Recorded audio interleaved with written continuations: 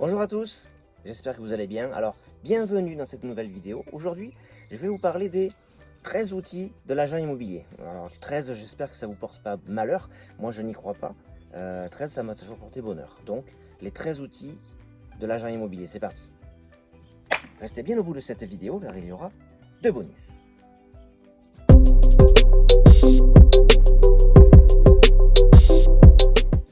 Numéro 1, l'appareil photo. Même si vous avez un photographe professionnel qui va venir faire des photos HD, par exemple, du bien pour lequel vous souhaitez prendre un mandat, je vous recommande toujours d'avoir un appareil photo avec vous, de manière à prendre des photos pour vous, et on ne sait jamais si le photographe professionnel ne peut pas se déplacer, au moins vous aurez quelques visuels pour faire un début de publicité. Alors l'appareil photo, moi j'utilise un réflexe, vous n'êtes pas obligé d'avoir un réflexe, mais au moins si vous avez un produit déporté en plus du téléphone, c'est toujours mieux, c'est toujours plus professionnel. Donc moi je vous conseille d'acheter un petit réflexe. Bon, je ne l'ai pas payé très cher, hein. Je crois que d'occasion j'avais dû le payer dans les 300 balles, un truc comme ça. À l'époque, hein, maintenant ça sera moins cher celui-ci. Mais bon, moi j'ai un petit Canon, un Canon 1000D, je sais qu'il ne se fait plus, mais c'est ce qu'il y avait à l'époque. Aujourd'hui il est remplacé par le 2000D. Dans tous les cas, je vous mets le lien dans la description. Alors c'est un appareil photo réflexe. Ce qui est bien, c'est que peu de gens en ont et il vous permet de changer l'objectif si jamais vous en avez besoin. Là, c'est un objectif grand angle, mais si vous voulez mettre un objectif pour aller faire des photos de loin, vous pouvez changer ici l'objectif et vous mettez un objectif différent. J'ai par exemple un objectif pour aller voir de loin. Ça vous permettra de faire des photos de très loin, par exemple sur les grandes propriétés, vous avez des hectares et des hectares. Bon, ça, c'est pas pour ceux qui sont en ville, c'est pour ceux qui sont à la campagne, bien entendu. Deuxième outil, le téléphone portable pour prendre des documents en photo, pour scanner. Ah tiens, j'ai mon café. À la vôtre, hein. Téléphone portable pour scanner les documents. Alors, ça, c'est un système qui est jusqu'à maintenant, je pense, propre aux iPhones. Mais je pense que les derniers Samsung le font également. Moi je suis un peu pro iPhone, donc je ne vais pas vous conseiller autre chose, mais dans les iPhones, vous allez dans l'application Notes, et dans l'application Notes, quand vous avez fait Nouvelle Note, je ne sais pas si on voit bien ici, vous appuyez sur prendre la photo et scanner des documents. Et ici, je fais le test avec par exemple, là j'ai un clavier Apple, hop, je mets le clavier Apple ici, je le photographie, clac, il le fait tout seul en plus, il n'y a même pas besoin de faire OK, et quand vous faites, une fois après on fait enregistrer, et bien le clavier est enregistré dans mes documents. Si je clique dessus, ben, j'ai le clavier. J'ai le clavier que j'ai photographié. Vous voyez, c'est bien celui-ci que je viens de photographier. Très utile pour éviter de prendre les documents à vos clients. Je vous parle de l'iPhone parce qu'il est ultra réactif, surtout celui-ci, ça c'est le 12, bon c'est pas le dernier, il y a eu le 13 depuis, mais il suffit amplement pour faire un scan de documents et quelques photos en grand angle si vous en avez besoin. Si vraiment vous n'avez pas les moyens de vous acheter un réflexe, un appareil photo réflexe, l'iPhone 12 Pro fait d'excellentes photos qui suffisent largement pour Internet. Juste l'appareil photo déporté permet d'être plus professionnel. Et ça vous permet de rallonger un petit peu le rendez-vous. Ensuite, un cahier. Un cahier tout con, tout simple. Pourquoi je vous préconise de prendre un cahier? Eh bien, le fait d'avoir un seul endroit où prendre ses notes vous permettra de les retrouver à coup sûr. Vous n'allez pas chercher une feuille volante à chaque fois que vous rentrez d'un rendez-vous chez un client. Le cahier, vous avez tout dedans, hop, et vous pouvez revenir en arrière. Vous mettez la date, bien entendu, et comme ça, c'est classé par date. Ah, ici, tel jour, je suis allé voir Monsieur Durand. Tel jour, je suis allé voir Monsieur Machin. J'ai fait telle et telle photo. Là, j'ai pris de telles notes. Hop, et vous avez tout sous la main. Un cahier, très important. Un cahier à spirale, c'est le plus simple parce que vous pouvez les retourner et les ouvrir complètement. Et ça vous permet de garder la page instantanément. Assorti à ce cahier, cherchez pas des stylos super chers. Les bics, ça convient. Mais alors tout à fait. Un bic est une valeur sûre, un bic fonctionnera toujours. Moi j'ai eu un seul souci une fois avec les bics, c'est parce que je suis allé chez un client, il n'y avait pas de chauffage, la maison était inhabitée, c'était une maison de succession, et en écrivant sur mon cahier, il faisait tellement froid, déjà j'avais les doigts, je sentais plus le bout des doigts, et le stylo ne voulait plus écrire. Mais ça, il faut tomber dans des températures négatives, donc ça risque pas d'arriver souvent, sauf si vous habitez dans le nord de la France, où il fait très très froid. Mais non, je plaisante, j'ai rien contre les nordistes, je suis d'ailleurs moi-même marié à une nordiste, et je ne m'en plains pas. Cinquième outil, la tenue correcte exigée. Alors, ça c'est pareil, ceux qui travaillent au bord de mer vont voir les clients en short. Non, non, non, non, ça c'est interdit ça. Vous allez chez quelqu'un, vous allez représenter votre agence, vous n'allez pas y aller en short et en tongs. Moi je l'ai déjà vu, short et tongs c'est assez courant, surtout au bord de mer. Mais bon, je ne les envie pas parce que ça doit être très difficile de bosser en costard toute l'année. Alors je dis pas non plus de mettre un costard, un chino ou un chino et une chemise, ça va très bien. Un polo aussi ça va très bien, mais ne mettez pas des t-shirts, ne mettez pas des chemises à fleurs Hawaï pour aller faire la rentrée de mandat, c'est pas très professionnel. Même si vous êtes le plus sympa du monde, l'image sera toujours, alors lui il est trop cool, lui il est trop laxiste, lui il est trop tout.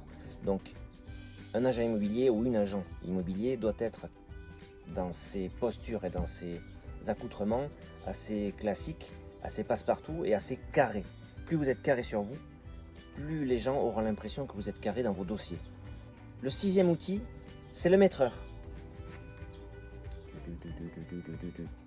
C'est la marque Bosch, mais on s'en fout.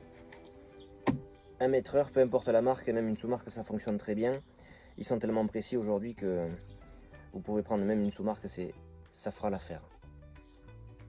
Un maîtreur. Pourquoi le maîtreur? C'est pas pour remplacer le professionnel qui va mesurer l'appartement ou la maison, mais ça vous permettra, si, allez, dans 90% des cas, les gens n'ont pas les plans ou les maîtrises de leurs biens sous la main en tout cas, cela vous permettra de faire une mesure des lieux assez précise, sans vous attarder sur les arrondis, les angles et les machins, mais vous pourrez sortir un plan rapidement et avoir la taille des pièces minimum. Je vous conseille, je vous préconise de mesurer au minimum les chambres, la pièce de vie, la cuisine. Le reste après c'est secondaire. Comme on fait la taille du couloir, on s'en fiche un peu pour rester poli. Mais un maîtreur, celui-là c'est un Bosch DLE50, enfin bref, je vous mettrai là également un lien dans la description afin que vous puissiez aller voir. Alors peut-être pas ce modèle-là parce qu'il a 10 ans, mais le modèle qui le remplace. Et cela suffit largement. Il ne m'a jamais fait défaut. Il ne m'a jamais fait défaut, hormis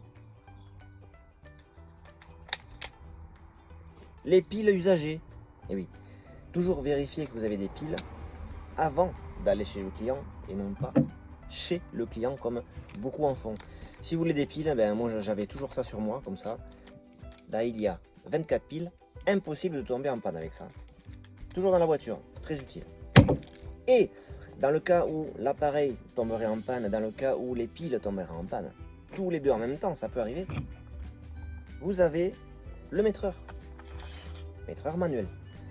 Toujours dans la voiture, on ne sait jamais, vous voulez mesurer une fenêtre, vous voulez mesurer un angle, vous voulez mesurer, je sais pas, la table, combien elle fait, enfin, il peut y avoir des tonnes et des tonnes de raisons. Un mètre, tout con, au moins lui il tombera jamais en panne, sauf si vous le cassez, et ça c'est une autre histoire, et c'est votre responsabilité. Bref. Je vous conseille également d'avoir des pinces coupantes, pinces multiprises. Pour quelle raison?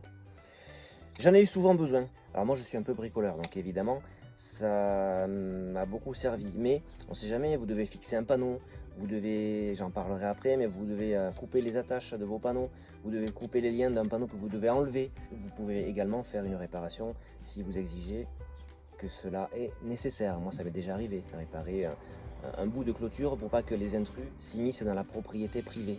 Ça peut arriver. Alors je parle en maison, en appartement, vous en aurez beaucoup moins besoin.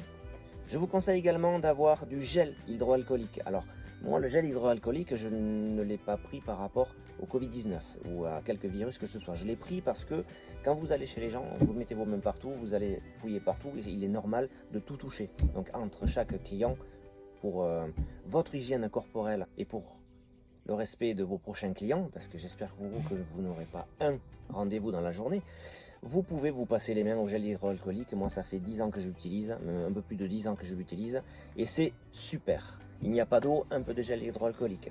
Très bien. Et en plus, ça sent bon, ça vous permet de respirer la fraîcheur dans vos mains. En plus du gel, je vous conseille d'avoir un peu de papier sutou ou un peu de mouchoir en papier. Ça vous servira pour vous essuyer, pas que par rapport au gel, mais vous allez remettre un portail rouillé en place. Enfin, il peut arriver n'importe quoi. Pensez toujours à prévoir de vous laver les mains. Pour aller faire le tour des grandes propriétés, il y a un accessoire indispensable que j'ai mis un peu de temps à laisser dans ma voiture, parce que ça peut arriver à tout moment. Vous allez voir une maison, en fait, si vous n'avez pas dit que à côté, ça m'appartient aussi, et vous voyez le village d'après, ben là-bas aussi c'est chez moi, et je le vends aussi. Donc si vous voulez, après nous irons faire le tour du domaine. Mais bien sûr, monsieur, je sors mes bottes et on y va. Parce que toujours, quand vous allez faire le tour des domaines, toujours l'herbe elle sera mouillée, toujours il y aura de la rosée, toujours il aura plu la veille ou le matin, ou avant que vous arriviez, ou pendant que vous arriviez. Donc toujours des bottes dans la voiture, surtout pour les femmes. En plus des bottes, il y a encore un accessoire qui peut être indispensable. Vous arrivez dans une maison ou dans un appartement, il n'y a pas d'électricité. Comment vous faites? Avec la torche du portable, oui. Mais c'est pas assez professionnel. Ça c'est pareil. C'est comme le téléphone et l'appareil photo. Il faut que ce soit dissocié. Vous prenez une torche, une lampe torche pour vous éclairer, et vous ne la prenez pas sur vous. Quand vous arrivez, vous ne la prenez que s'il y a besoin. Comme ça vous fait un objet en moins dans votre sacoche. La sacoche, je n'en ai pas parlé, mais ça coule de source. Dernier outil indispensable, je dis bien indispensable, et 50% des agents immobiliers ne le prennent pas avec eux, un mandat de vente. Ah, alors ça, combien de fois j'ai vu mes conseillers partir sans mandat de vente? J'ai dit, mais tu fous, tu vas où? Tu vas où là? En rendez-vous? Oui, très bien. Tu vas faire quoi? Je vais voir le vendeur. Non, tu vas rentrer le mandat. C'est ça qu'il faut dire. Tu vas rentrer le mandat, donc tu pars avec un mandat. Évidemment. La liste de ces 13 outils indispensables d'agent immobilier est maintenant terminée. J'en ai par contre 2 bonus à vous livrer, et c'est maintenant. Les 2 outils bonus, les voici. Le premier, le sourire. Le sourire, c'est hyper important. Il y a des gens qui ne sourient pas. Ça me met hors de moi. Il y a des gens, ils arrivent à un rendez-vous, ils font la gueule. Non, dehors, sortez, terminé. Le deuxième, c'est la bonne humeur. Vous allez voir des gens chez eux, vous rentrez dans leur intimité, vous immiscez dans leur partie privée. Soyez sympa, soyez bonne humeur, bonjour monsieur, le sourire jusqu'ici. Moi j'ai toujours eu le même concept quand j'allais voir les gens, c'est je pensais au SBAM. Sourire, bon accueil, au revoir, merci. C'est comme dans un commerce. Vous arrivez, il y a le sourire, le bon accueil, la bonne humeur. Et après, en partant, il faut dire au revoir. Et surtout, il faut dire merci. Parce qu'ils vont vous confier leurs biens à la vente. C'est quand même pas rien. C'est qu'ils vous font confiance. Ils croient en vous, très bien, mais il faut leur dire merci. C'est eux qui vous diront merci après. Moi, je supporte pas, par exemple, quand je rentre dans un magasin et que les vendeuses, que ce soit leur magasin ou pas, je l'ai déjà vu avec des artisans commerçants. Vous arrivez, vous dites bonjour. 1, ils vous répondent pas. 2, ils font la gueule. Putain, alors moi je fais demi-tour, terminé. Au revoir, merci, à jamais. Insupportable. Eh, psst, psst, encore un truc.